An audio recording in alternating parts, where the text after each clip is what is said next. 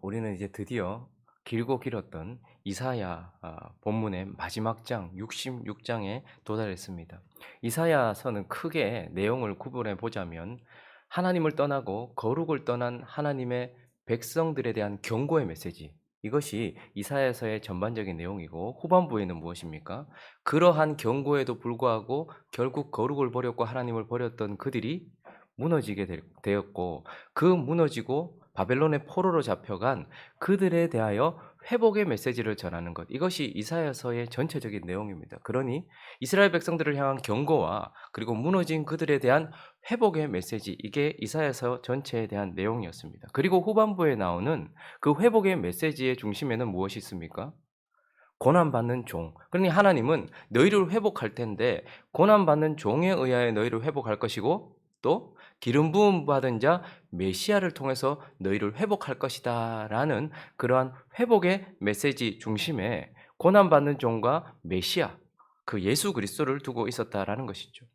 그리고 우리는 지난 주일 말씀을 통하여서 이제 그 메시아를 통하여서 우리가 회복이 되어지는 것을 넘어서 어떻게 해요? 새하늘과 새 땅, 완전히 회복이 이루어지고 영광스러운 완성, 새하늘과 새 땅이 이루어질 것이다 라고 이렇게 말씀을 나눴습니다. 그러면서 우리는 지난 주일 말씀 65장에 영광스러운 말씀으로 이렇게 그쳤는데, 그러면 이제 가장 절정의 순간, 그것이 새하늘과 새 땅이었지 않습니까? 지난 주일 말씀 65장에서 이사야서를 마치면 가장 멋있고 아름다운 결말이 되지 않겠습니까?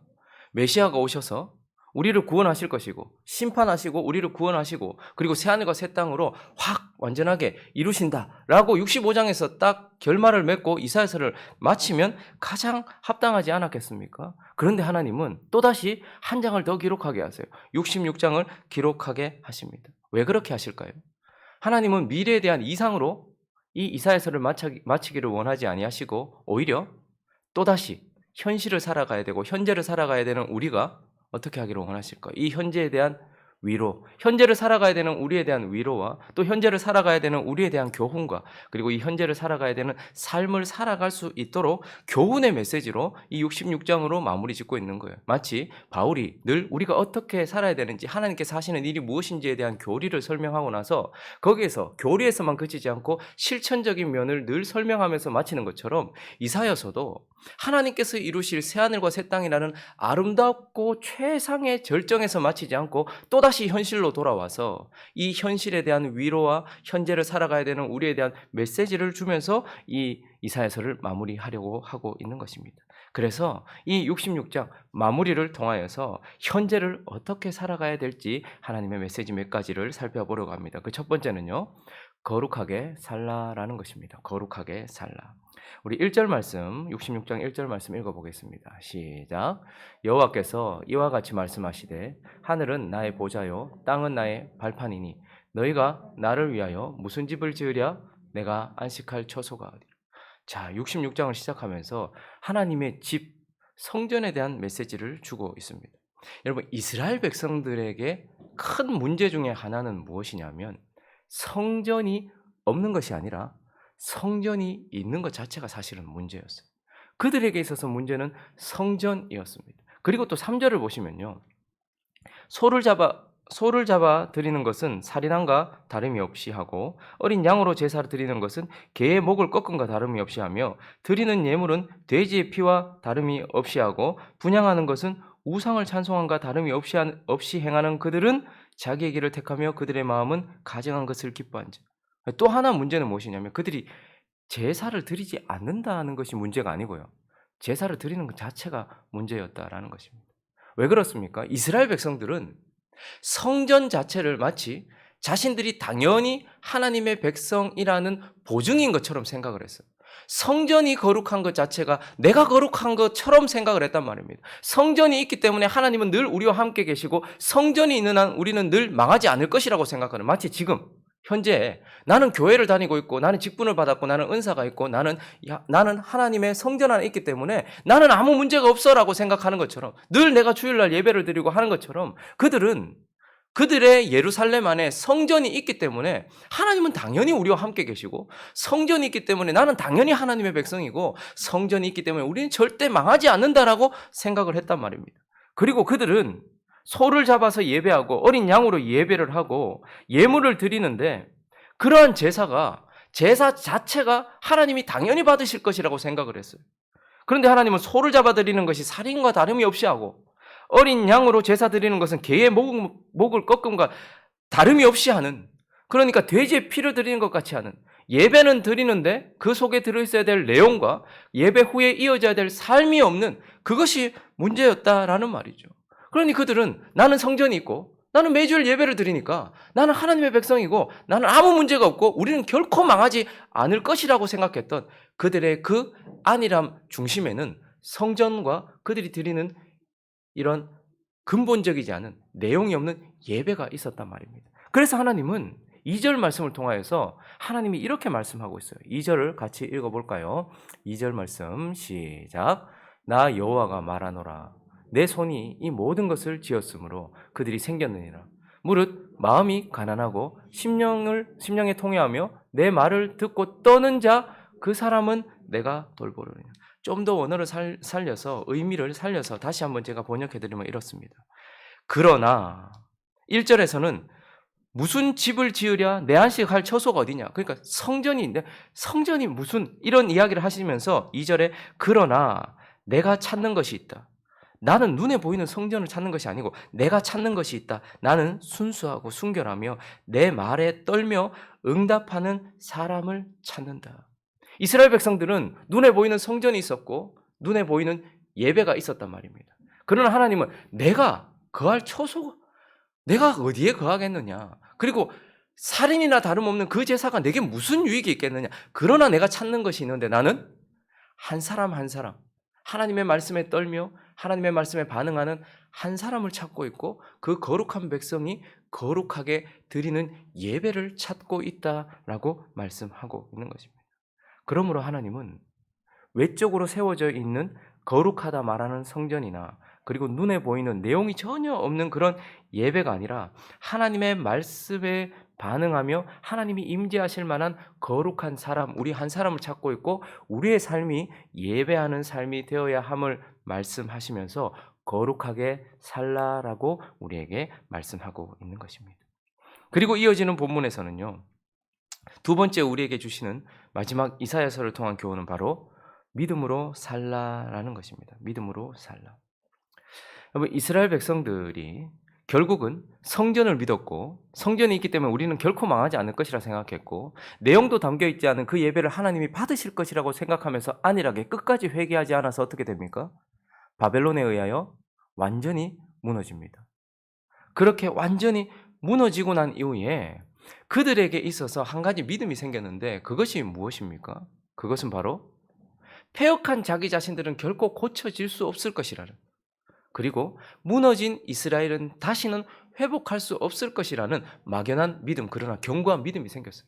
야, 이스라엘 백성 절대 안 바뀐다. 절대 저 사람 안 바뀌더라. 라는 그러한 패역한 자기 자신을 바라보고 또한 패역한 상대를 바라보면서 생긴 믿음. 그리고 이제 무너져 있는 상태 속에서 그 상태 가운데서 우리는 결코 회복될 수가 없을 것이다 라고 말하는 그러한 믿음이 생겼단 말이죠. 그런데 하나님께서 어떻게 말씀하십니까? 회복의 메시지를 전하시는 거예요. 7절부터 9절까지 읽어볼까요? 7절부터 9절까지 시작. 시온은 나말을 낳았으니 이러한 일을 들은 자가 누구이며 이러한 일을 본 자가 누구이냐. 나라가 어찌 하루에 생기겠으며 민족이 어찌 한순간에 태어나겠느냐. 그러나 시온은 진통하는 즉시 그 아들을 순산하였도다. 여호와께서 이르시되 내가 아들을 갖도록 하였은즉 해산하게 하지 아니하겠느냐. 내 하나님이 이르시되 나는 해산하게 하는 이인즉 어찌 태를 닫겠느냐 하시니라. 패역한 이스라엘들을 바라보는 스스로, 그리고 우리 모두가 가지고 있었던, 그리고 무너진 이스라엘을 바라보는 그러한 스스로 우리 모두가 가지고 있었던 것은 우리는 이제 끝났다라는 것이었습니다.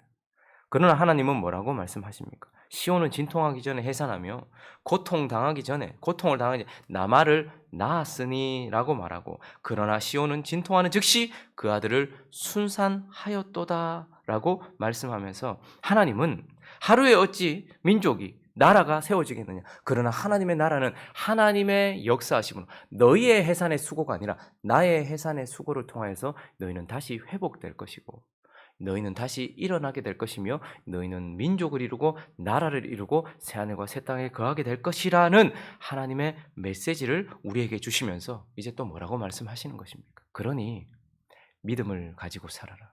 너의 해산의 수고가 아니라 나의 해산의 수고로 이스라엘은 회복이 될 것이며 이스라엘은 일어나게 될 것이니 그러한 나를 믿는 믿음으로 너희의 변화에 초점을 맞추지 말고 나의 역사에 초점을 맞추면서 믿음으로 살아라 라고 말씀을 해주고 계시는 것입니다. 그리고 오늘 본문을 마무리하면서 하나님께서는 우리에게 이사야서 66장을 통해서 무슨 교훈을 주십니까? 예배하며 살라라고 말씀하십니다. 여러분 이사야서 전체의 구조와 같이 하나님은 먼저 경고를 하시고 그렇기 때문에 거룩하게 살라라고 말씀하시죠. 그리고 우리에게 회복의 메시지를 주시면서 믿음으로 살라라고 말씀하시고 이제 마지막 오늘 이 이사야서 전체의 구조와 같이 마지막 때에 되어질 완성의 때에 되어질 일들을 다시 한번 언급하고 계세요. 자, 17절은 이렇게 말씀하고 있네요. 17절 시작. 스스로 거룩하게 구별하며 스스로 정결하게 하고 동산에 들어가서 그 가운데에 있는 자를 따라 돼지고기와 가증한 물건과 쥐를 먹는 자가 다 함께 망하리라. 자, 하나님이 거룩하게 하는 것이 아니라 스스로 거룩하게 했고 하나님이 정결하게 하는 것이 아니라 스스로 정결하게 했고 성전이 아니라 동산에 들어가서 그 가운데 어린 양이 아니라 돼지고기와 가증한 물건과 쥐를 먹는 것, 이것은 뭐죠? 예배와 관련된 것이죠. 자, 그들이 이러한 예배를 드렸기 때문에 어떻게 된다는 거예요? 다 함께 망하리라. 마지막에 일어날 일, 하나님께서 하나님의 대적에 대하여 하나님의 백성들의 대적에 대하여 심판하실 것에 대하여 17절이 말하고 있어요. 그러니까 하나님의 때 마지막 때에 메시아가 하실 일들을 다시 한번 언급하면서 심판하실 것이다 라고 말하는데 그들의 심판과 무엇이 연결되어 있어요? 예배와 연결되어 있단 말입니다. 하나님께서 마지막에 심판하실 것이라는 말씀을 하시고 그리고 나서 그 심판의 이유를 설명하시는데 뭐 때문에라는 거예요? 더럽고 패역한 예배 때문에 하나님께서 심판하실 것이다 라고 말씀하십니다. 그리고 이어지는 본문은 또 마지막 때에 되어질 일에 대해 우리에게 말씀하시는데 18절은 뭐라고 말씀하십니까? 내가 그들의 행위와 사상을 아노라. 때가 이르면 문나라와 언어가 다른 민족들을 모으리니 그들이 와서 나의 영광을 볼 것이다. 19절 시작. 내가 그들 가운데서 징조를 세워서 그들 가운데서 도피한 자를 여러 나라 곧 다시스와 뿔과 활을 당기는 룩과 및 두발과 야왕과 또 나의 명성을 듣지 못하고 나의 영광을 보지도 못한 먼 섬들로 보내리니 그들이 나의 영광을 문나라에 전파하리라. 하나님께서 생명을 얻은 자들을 어떻게 해요?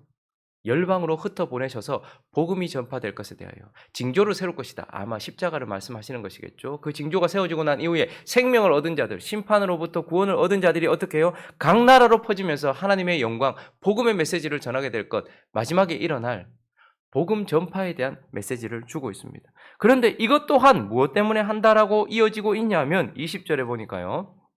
나 여호와가 말하노라.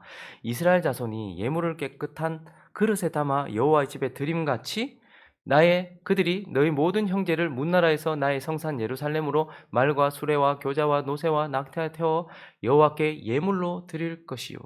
자, 복음이 전파되어서 그 복음을 들었던 사람들이 하나님께로 돌아오는 것을 하나님이 받으시는 예배로 지금 표현하고 있어요.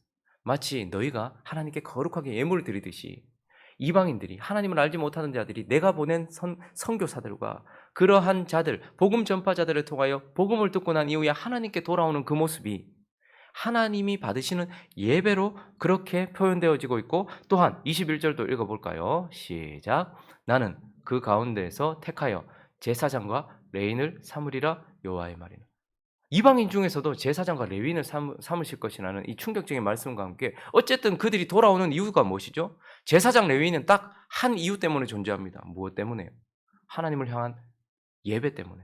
그러니까 또 마지막 날에 복음 전파라는 놀라운 일들이 일어나겠는데 그 복음 전파가 되는 이유도 결국은 하나님을 예배하기 위함이다라고 말씀하고 있는 것입니다. 자, 그리고 22절 마지막 영광스러운 완성 읽어볼까요? 시작. 내가 지을 새하늘과 새 땅이 내 앞에 항상 있는 것 같이 너희 자손과 너희 이름이 항상 있으리라 여호와의 말입니다. 새하늘과 새 땅이 항상 새롭게 된 나라가 있을 것인데 또한 너희 또한 구원받은 너희 또한 항상 거기 있을 것이다. 그런데 여기서 마치지 않고 23절은 왜? 왜 그러할 것인가 읽습니다. 시작. 여호와가 말하노라 매월 초하루와 매 안식일에 모든 혈육이 내 앞에 나와 예배하리라.